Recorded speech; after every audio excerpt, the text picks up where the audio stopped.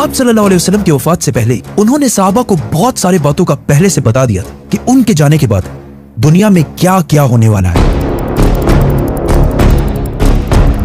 एक दिन हजरत उमर रज़ी अल्लाह तआला बाकी सहाबा के साथ आप सल्लल्लाहु अलैहि वसल्लम के पास मस्जिद नबवी में बैठे हुए थे कि अचानक एक बहुत ही रोबदार और हैंडसम आदमी मस्जिद में दाखिल हुआ। उनके कपड़े एक्सट्रीमली व्हाइट और बाल बिल्कुल ब्लैक थे। उस दिन से पहले उन्हें मदीना में किसी ने भी नहीं देखा, मतलब वो मदीना के रहने वाले नहीं थे और उनके कपड़ों और बालों से बिल्कुल ऐसा नहीं लग रहा था कि वो कहीं दूर से ट्रेवल करके मदीना आए।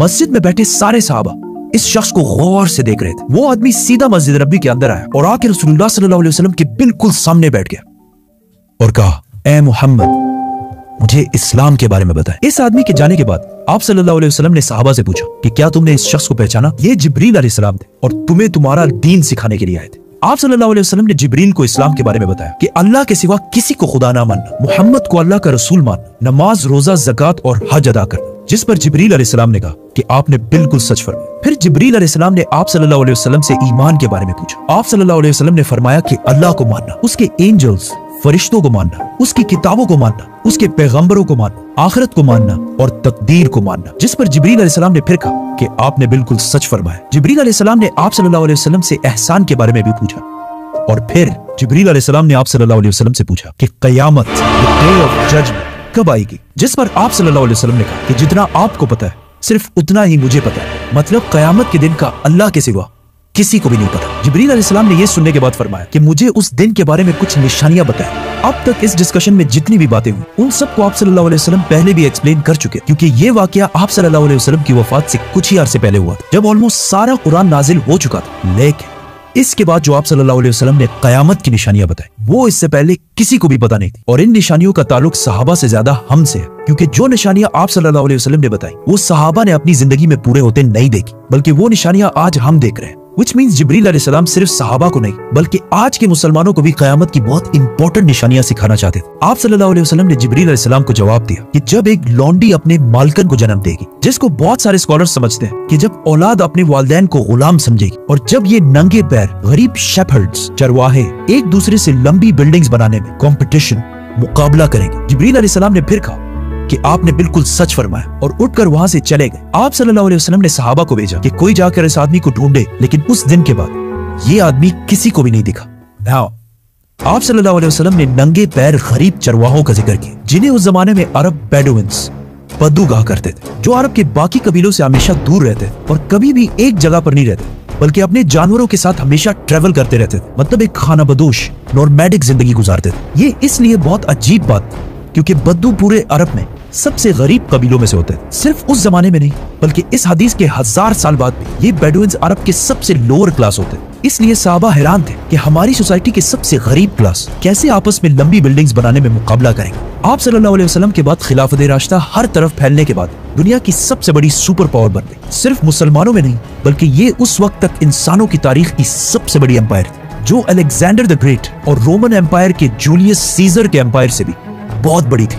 इसका फायदा उठाते हुए ये बेडुइन्स पूरे दुनिया में फैल गए, लेकिन फिर भी इनकी सबसे बड़ी पॉपुलेशन इसी अरब के इलाके में रही। आहिस्ता आहिस्ता वक्त गुजरता गया और इनका कल्चर बिल्कुल भी नहीं बदला। ये बेडुइन्स उसी तरह अपनी जिंदगी गुजारते रहे। आखिर 1000 साल बाद उस्मानिया खिलाफत के आखिरी जमाने में दुनिया पुराने तरीकों से एक नई इंडस्ट्रियल एज की तरफ बढ़ने लगी। तो आखिर उस्मानी खलीफा सुल्तान अब्दुल हमीद ने मुसलमानों को भी मॉडर्न दुनिया की तरफ लाने के लिए बहुत स्ट्रॉन्ग रिफॉर्म्स की और पूरी एम्पायर में बहुत सारे प्रोजेक्ट शुरू किए, जिसमें इस्तांबुल से मदीना तक एक ट्रेन भी बनाई गई। लेकिन इस ट्रेन के रास्ते में हमेशा एक बहुत बड़ी रुकावट थी, यही बेडुइन्स, क्योंकि इन्हीं बेडुइन्स ने इससे बहुत साल पहले 1757 में 20,000 हाजियों को शहीद भी किया था, जिसके बाद उस्मानिया सल्तनत इनके कल्चर को चेंज करने लगी और इन्हें खानाबदोश नॉर्मैडिक जिंदगी से एक परमानेंट इलाके में सेटल करने की कोशिश की। लेकिन बेडुइन कबीले उस्मानिया सल्तनत के इन रिफॉर्म से बिल्कुल भी खुश नहीं थे और आखिर सऊदी अरब के पहले बादशाह इब्ने सऊद ने बेडुइन्स को यूनाइट करके ऑटोमन एम्पायर के खिलाफ एक फौज बनाई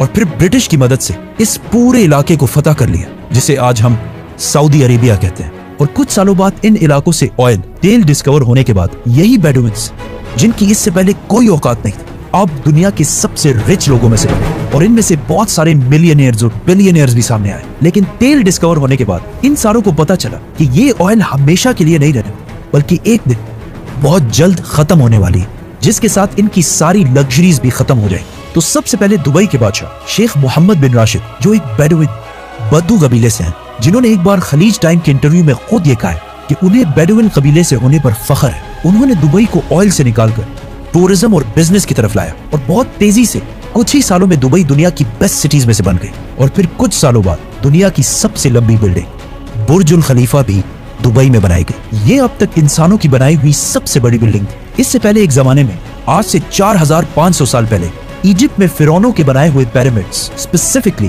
द पिरामिड ऑफ गीजा, इंसानों की बनाई हुई सबसे बड़ी बिल्डिंग और दुनिया की सबसे बड़ी बिल्डिंग होने का ये टाइटल इस पिरामिड के पास 3800 साल तक रहा।